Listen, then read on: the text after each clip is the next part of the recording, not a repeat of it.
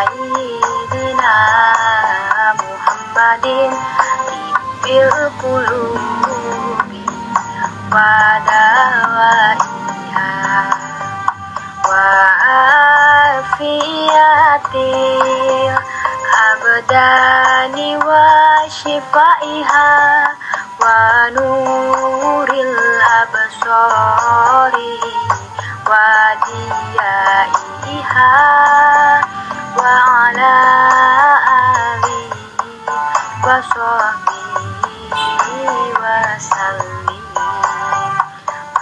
Allahumma sholli ala sayyidina Muhammadin tibbil qulubi wa dawaiha wa afiyatil abdani wa shifaiha wa nuril absari wa diyaiha wa ala alihi wa sahbihi wa sallim.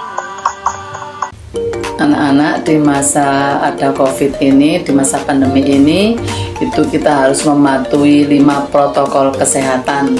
Anak-anak bisa melihat di tayangan slide yang diputar oleh Bu Maslahah di situ. Di antaranya nomor 1, menjaga jarak 1 meter. Kemudian menjauhi kerumunan, di situ ada anak-anak.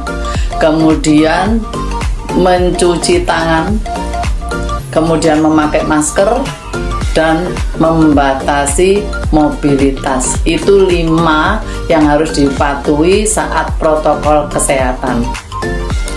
Sedangkan di YPM anak-anak ada 6M protokol kesehatan. Di situ ada 6. Apa yang membedakan di sini? Yang membedakan adalah di YPM itu mengisi protokol kesehatan. Jadi anak-anak di situ mengisi monitoring kesehatan, protokol kesehatan. Itu masuk di linknya siswa-siswi. Itu yang membedakan anak-anak. Sudah tahu anak-anak apa bedanya antara 5M dan 6M tadi? Anak-anak, setelah kita berdoa tadi dan kita tawasul agar ilmu kita manfaat, kita menyegarkan diri dengan bermain es-brik sebentar saja, dengan bertepuk-tepuk. Sholat kita ada berapa anak-anak? 5 waktu. Oke, berapa Mas? 5 waktu. Berapa Mbak? 5 waktu. Kita kasih tepuk. Untuk sholat subuh maka kita tepuk 2 kali. Sholat subuh, ya, bisa dimengerti. Sholat maghrib, sholat duhur, sholat isya. Bisa dimengerti ya. Sejumlah tepukannya berdasarkan jumlah sholat yang kita lakukan. Bisa anak-anak? Coba nanti ada salah satu anak yang maju ke depan untuk memberikan contoh es-brik yang telah Ibu beri contoh tadi. Misalkan kalau Ibu cepat, subuh, maghrib, isya. Nah, kalau diulang sama Ibu misalkan maghrib, subuh. Anak-anak ya, jangan sampai salah. Terima kasih.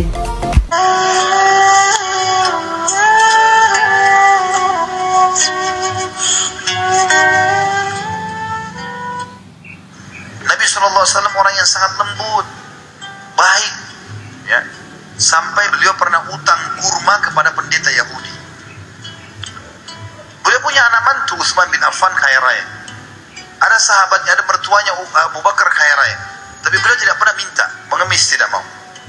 Dan beliau mengatakan dalam sebuah hadis, siapapun yang membuka pintu iffah, kemuliaan, tidak mengemis, kecuali Allah bukakan pintu kekayaan. Dan tidak ada orang yang membuka pintu mengemis, minta-minta, kecuali Allah bukakan pintu kemiskinan. Maka Nabi SAW tidak meminta. Beliau pergi ke satu orang Yahudi, utang, akan dibayar jatuh tempo. Subhanallah, belum masuk batas jatuh tempo, Nabi SAW lagi duduk di masjid, kemudian lagi nyampaikan ceramah kepada para sahabat, lagi ngobrol. Yahudi ini tiba-tiba muncul. Dia di sebelah Nabi SAW, Nabi lagi duduk. Waktu itu Nabi sebagai Nabi dan sebagai Raja, penguasa. Dan orang Yahudi ini juga salah satu masyarakatnya, karena beliau pemimpin di Madinah.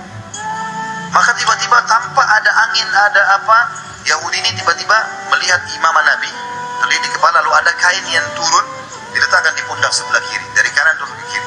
Lalu Yahudi itu tarik dari belakang sisa imamah itu sehingga leher Nabi tercekik di depan para sahabat. Maka melihat hal tersebut, Umar bin Khattab di depan marah. Ya. Lalu dia henuskan pedangnya, memberikan atau menunggu isyarat dari Nabi, bunuh Yahudinya atau enggak. Lalu Nabi SAW, Umar terdiam karena Nabi SAW tenang saja dalam kondisi lehernya tercekik. Lalu Nabi balik ke Yahudi tersebut, bicara dengan baik sekali. Dia mengatakan, ada apa hai Yahudi? Dia bilang, hai Muhammad, bayar utangmu. Padahal banyak sahabat itu tidak tahu Nabi utang. Orang ini yang sampaikan, hai Muhammad, bayar utangmu. Karena saya tahu orang-orang Quraisy suka menunda-nunda bayar utang. Jadi sudah nagih, kasar lagi, lalu menghina lagi suku Nabi SAW. Maka yang terjadi, Nabi SAW dengan tenang, ya, dengan diam, dengan sangat tenang, dia mengatakan, bukankah belum tiba waktunya? Kan belum jatuh tempo. Dia bilang, walaupun saya mau sekarang kau bayar. Nabi SAW menghadap ke Umar. Karena tadi sahabat-sahabat Nabi yang lain pada diam, Umar yang henuskan pedang. Lalu dia mengatakan, Nabi SAW mengatakan, hai Umar, pergilah ke Baitul Mal, ambil 20 sak kurma. Jadi 20 genggaman tangan utangnya Nabi, ambil dari Baitul Mal, bayarkan utang saya. Lalu tambah lagi 20 sak. Kata Umar, ya Rasulullah, 20 sak pertama utang Anda, 20 sak kedua untuk apa? Kata Nabi SAW, hukuman karena kenapa kau menakut-nakuti dia. Umar marah yang dihardik oleh Nabi SAW. Umar jalan ke Baitul Mal, Yahudi ini ikut dari belakang. Umar ini sudah jengkel sekali sama si Yahudi. Begitu tiba di Baitul Mal, Umar tata rapi 20 sak, dihidangkan, ini punya kamu. Begitu dia mau siapkan 20 sak yang kedua, yang bonus buat dia, maka Yahudi itu bilang, gak usah ya Umar. Kata Umar, ini bukan urusanmu, ini perintah Rasulullah SAW. Kata dia, sebentar hai Umar, boleh saya bicara sebentar? Kata dia, silakan. Dia bilang, hai Umar, apa kau tahu siapa saya? Kata Umar, saya nggak mau tahu siapa kamu. Karena marah sekali Umar sama dia. Dia bilang, saya Fulan bin Fulan. Rupanya ini pendeta Yahudi. Orang ini pendeta Yahudi dan namanya masyhur. Cuma kan zaman dulu nggak ada kamera, orang nggak bisa lihat foto. Kalau kecuali ketemu fisik baru tahu kan. Sekarang kita biar tidak pernah ketemu, lihat fotonya sudah tahu orangnya. Umar bilang, apa kau betul dia? Dia bilang, iya. Saya tahu kau adalah pendeta Yahudi dan kau tahu ini adalah Rasulullah. Kenapa kau lakukan itu? Kata Yahudi itu apa? Hai Umar, apa kau kira saya orang gila? Datang ke masjid kalian, mencekik Nabi dan raja kalian, berkata kasar sama dia. Itu mempertaruhkan nyawa saya. Saya sudah tahu, bisa saja tadi kalau Nabi kalian suruh, mungkin kau sudah menebas leherku. Itu sudah saya siap pertaruhkan. Kata Umar, kenapa kau lakukan? Dia bilang, sebenarnya hai Umar, saya ini sudah lama mau masuk Islam. Dan saya tahu betul ciri kenabian ada pada Muhammad. Semua yang disebutkan dalam Taurat ada sama dia. Tinggal ada satu yang saya mau buktikan. Yaitu ada dalam Taurat tertulis, ghalaba hilmuhu ghadabu. Sifat kasih sayangnya mengalahkan emosinya. Dan itu tadi saya lakukan, sengaja mancing emosinya. Nagih utang sebelum waktu, cekik lehernya, berkata kasar di masjid dan di depan pengikutnya. Ternyata hai Umar, dia betul-betul seorang nabi. Maka saya mengucapkan asyhadu an la ilaha illallah wa anna Muhammadar Rasulullah. Masuk Islam gara-gara akhlak Nabi sallallahu alaihi wasallam.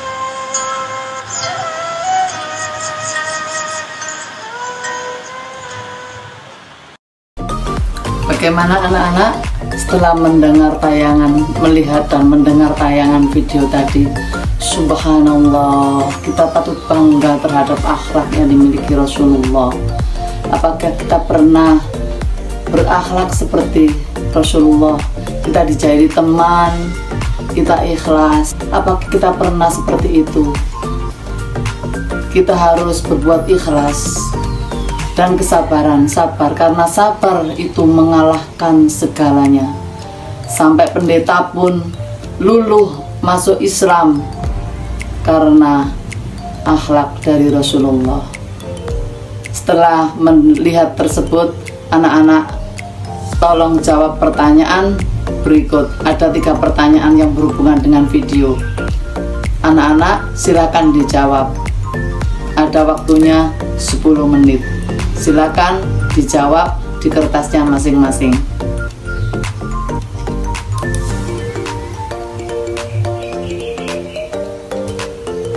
Materi berikutnya anak-anak, yaitu beberapa peraturan yang ada di SMP YPM. Yang pertama peraturan tentang belajar mengajar. Terdiri dari A, siswa wajib bisa membaca Al-Quran, karena Al-Quran bisa menyelamatkan kita dari dunia, hidup di dunia dan di akhirat kelak. Yang kedua, wajib KPI. Anak yang lulusan dari YPM harus wajib bisa menghafalkan isi yang ada di dalam KPI. Yang kedua, peraturan tentang tata tertib yang terdapat di buku pribadi siswa. Ini akan diterangkan sekilas oleh Bu Maslahah. Apa itu anak-anak tata tertib? Tata tertib itu adalah segala aturan yang ditetapkan oleh sekolah YPM, oleh siapapun, oleh lembaga. Kebetulan kita sekolah di YPM, maka tata tertib itu adalah aturan kehidupan sehari-hari yang ditetapkan oleh SMP atau SMA atau sekolah yang ada di naungan YPM.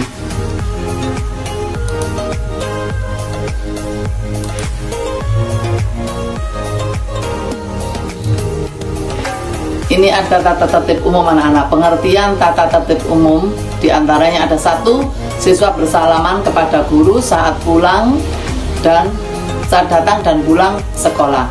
Tadi sudah diganti dengan menunduk atau melipat tangan karena masa pandemi atau COVID. Kemudian siswa wajib melapor apabila ada perubahan alamat orang tua. Taat kepada pimpinan guru di sekolah. Siswa wajib memakai sepatu hitam.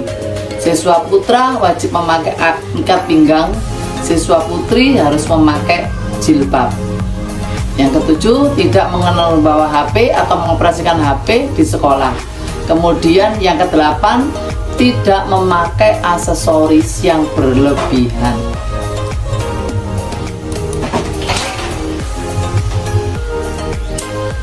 Siswa selama di sekolah atau KBM. Yang pertama, siswa berada di sekolah 5 menit sebelum bel dibunyikan. Yang kedua, petugas kelas piket menjaga kebersihan dan keindahan ruangan kelas. Yang ketiga, siswa wajib berdoa dan tadarus Al-Quran, juga menyanyikan lagu Indonesia Raya sebelum KBM dimulai. Nah, selain ada peraturan itu, ada pengertian dari pelanggaran. Apa sih pelanggaran?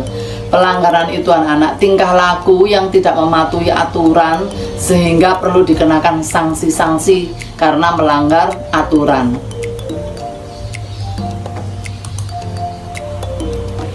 Pelanggaran itu ada pelanggaran tingkat 1 anak-anak. Apa saja sih Bu pelanggaran tingkat 1? Terlambat masuk kelas. Ada ndak dari anak-anak yang masuk kelas terlambat? Oh, tadi ada ya, Mas yang sebelah sana. Oke, besok tidak boleh diulangi. Tidak masuk sekolah tanpa keterangan. Berangkat ke sekolah, kemudian hilang. Nah, itu termasuk di A. Kemudian tidak mengikuti sholat berjamaah, karena di IPM ada sholat berjamaah. Karena pada saat pandemi ini, maka sholat berjamaahnya ditiadakan terlebih dahulu. Kemudian tidak melaksanakan piket, maka dihukum anak-anak, nanti ada sanksinya. Itu diantaranya. Pulang sebelum waktunya, kemudian bisa melompat pagar atau apa, itu pelanggaran tingkat 1. Makan dan minum di kelas, itu juga pelanggaran tingkat 1.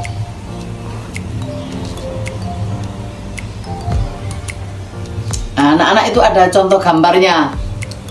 mana. Kemudian pelanggaran tingkat 1, terlambat masuk kelas, itu coba diamati gambarnya. Nah, saat guru mengajar, di situ ada contoh makan dan minum di kelas. Bisa diamati anak-anak ya, dan tidak boleh dicontoh.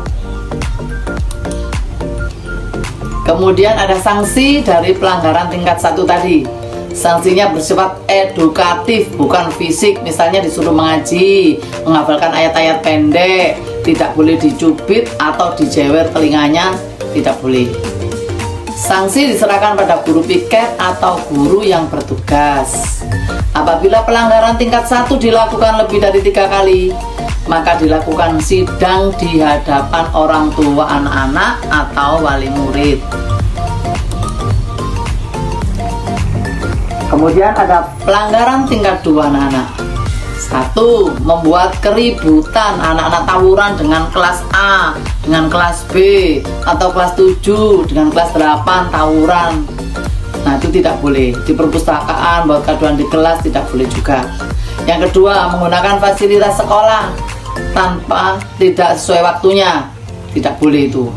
Kemudian anak-anak ke lab pada waktu tidak ke lab. Nah, itu suatu pelanggaran. Yang ketiga, menggunakan barang-barang bukan milik sendiri, meminjam pulpennya teman tanpa izin, itu contohnya.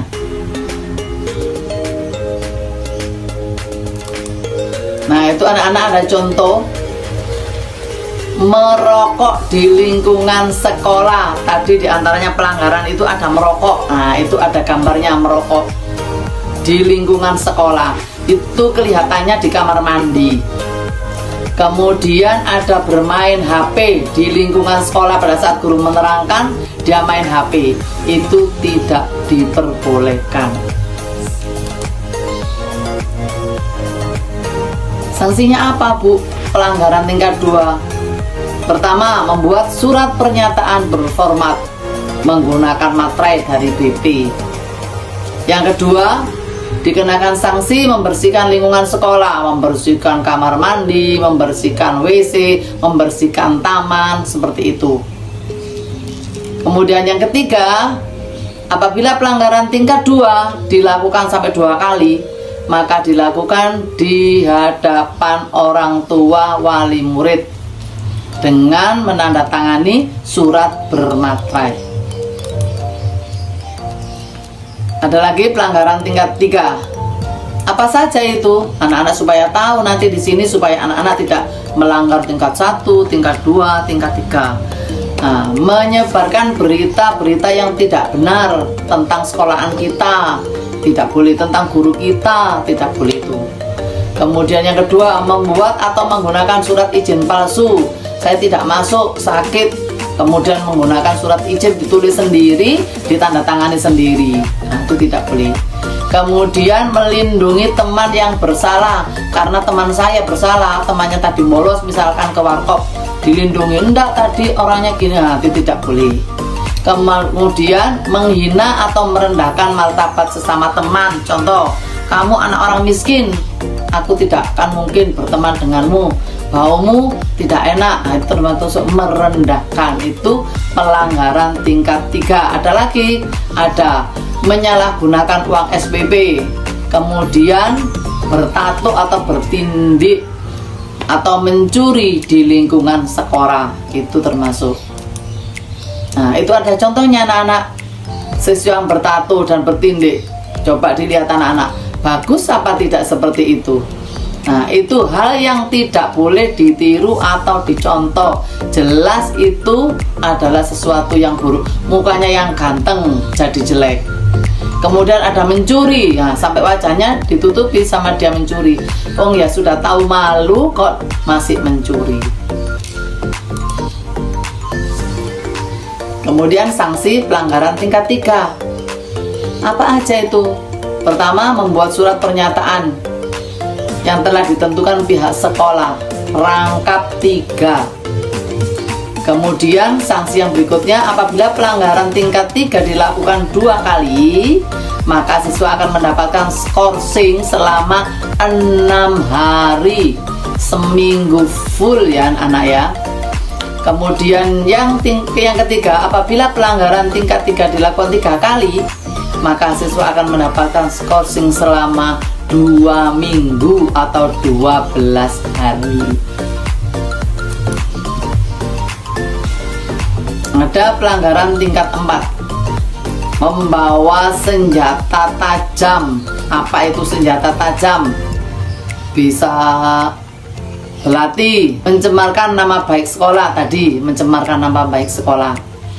Kemudian ada vandalisme, merusak peralatan atau mengotori gedung-gedung, ditulisi di tembok-temboknya anak-anak biasa ditulis, temboknya ditato, tembok sekolah, itu namanya vandalisme. Kemudian ada memfitnah, menipu, menghasut seseorang atau kelompok orang, menghasut temannya, jangan berteman dengan itu, dia suka mengadu domba, nah itu tidak boleh. Kemudian bersikap membuli. Membuli itu apa? Membuli atau merundung temannya. Membuli itu mengata-ngatai atau menyakiti, itu membuli. Nah itu anak-anak ada contoh. Itu ada contoh tadi, mencoret-coret tembok, namanya vandalisme tadi. Kemudian membawa senjata tajam ke sekolah, itu ada, karena nanti mau tawuran dengan siapa, termasuk senjata tajam.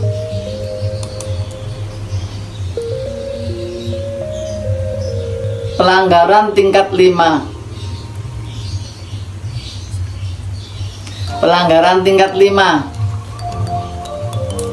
membawa atau mengkonsumsi barang-barang terlarang seperti obat-obat terlarang atau minuman beralkohol. Yang kedua, membawa atau menggunakan senjata api, pistol. Membawa senjata api, pistol. Ya, kemudian berjudi, atau mabuk-mabukan, itu tidak boleh. Kemudian melakukan tindakan pidana kejahatan. Berikutnya ada menyebarkan ajaran yang tidak sesuai. Misalnya ada agama Islam bermacam-macam, kemudian ada temannya, karena ada ini, kamu jangan ikut ini, ayo ikut aku, nah itu tidak boleh. Itu ada gambarnya anak-anak. Contoh, berjudi, nah membawa minuman beralkohol, itu tidak boleh. Nah tadi anak-anak ada pelanggaran tingkat 4, ada pelanggaran tingkat 5. Nah pelanggaran tingkat 4 itu apa sih sanksinya? 1. Melalui keputusan sidang Dewan Guru, diskorsing selama 2 minggu atau 12 hari. Apabila pelanggaran dilakukan 2 kali, maka dicabut statusnya sebagai siswa YPM. Itu diantaranya. Kemudian pelanggaran tingkat 5, apa sanksinya? Melalui keputusan sidang Dewan Guru, maka dicabut statusnya sebagai siswa. Dilarang menggunakan identitas sekolah bila sudah dikeluarkan. Paham anak-anak? Tentang tadi tata tertib yang harus dipatuhi, pelanggaran dan sanksinya. Ini anak-anak harus paham. Karena kalau tidak paham, anak-anak melanggar, bisa dikeluarkan dari sekolah. Sangat disayangkan.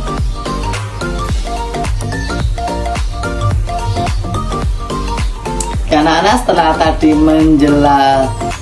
mendengarkan penjelasan dari Bu Maslahah, nah di sini ada tugasnya anak-anak. Tugas yang tolong ditulis nanti namanya siapa, misalkan namanya Fauji, kelas berapa, 7 apa, nomor absen berapa. Nah, ditulislah lafaz Muhammad di kolom ini, lafaz yang bagus, diukir pakai kaligrafi, boleh, silahkan.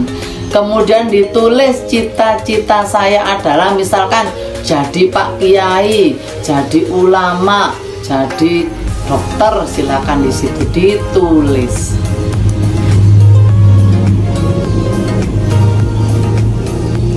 Nah, yang ketiga, alasan saya memilih cita-cita menjadi tadi misalkan menjadi Pak Kiai karena saya ingin menyebarkan agama Islam lebih jauh lagi. Nah, misalkan begitu. Yang keempat, supaya cita-cita saya tercapai, maka hal yang saya lakukan adalah misalkan saya harus belajar dengan giat, saya harus sholat dan minta kepada Allah setiap malam sehingga cita-cita saya segera terkabul. Itu misalkan anak-anak jawab seperti itu. Oke, sekarang waktunya sudah ganti dengan pelajaran yang lain, maka kita akhiri dengan doa akhir pelajaran bersama-sama. A'udzu billahi minasy syaithanir rajim. Bismillahirrahmanirrahim. Allahumma shalli wa sallim ala sayyidina Muhammad wa ala ali sayyidina Muhammad. Walhamdulillahi rabbil alamin. Allahumma inni astaghfiruka ma 'allamtani fardudhu ilayya inda jadilai wa la tunsini ya rabbal alamin. Wa sallallahu ala sayyidina Muhammad wa ala alihi wa sahbihi sallam walhamdulillahi rabbil alamin. Anak-anak disampaikan terima kasih.